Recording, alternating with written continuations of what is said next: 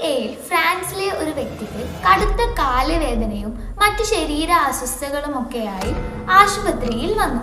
ഡോക്ടർമാർ അദ്ദേഹത്തിനെ സ്കാൻ ചെയ്തപ്പോൾ അവർ അത്ഭുതപ്പെട്ടു. അവന്റെ തലയിൽ ബ്രെയിൻ സ്കാനിൽ തലച്ചോറില്ലായ്മ പോലെയുള്ള കാഴ്ച ഡോക്ടർമാർ കണ്ടു. പക്ഷെ ഒരു പ്രശ്നം, അദ്ദേഹം സാധാരണ ആൾക്കാരെ പോലെ തന്നെ ബന്ധുക്കളും ഭാര്യയും ഒക്കെ ആയി ഒരു ജോലിയൊക്കെ ചെയ്ത് ജീവിക്കുന്ന വ്യക്തിയായിരുന്നു. തലച്ചോറില്ലായ്മയുടെ ഒരു പ്രശ്നങ്ങളും അദ്ദേഹത്തിന് ഉണ്ടായിരുന്നില്ല. ഡോക്ടേഴ്സ് പോലും പേടിച്ച് പറഞ്ഞു, ഇത് ന്യൂറോ സയൻസിന് പോലും ഭീഷണിയാണ്.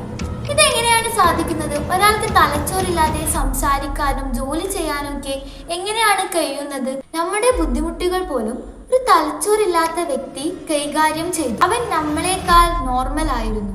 ഇത് മനുഷ്യ ശരീരത്തിന്റെ അത്ഭുതമാണ്. തലച്ചോറ് വലുതായതുകൊണ്ട് മാത്രം പ്രയോജനമില്ല, അതെങ്ങനെ ഉപയോഗിക്കും എന്നതിലാണ് കാര്യം.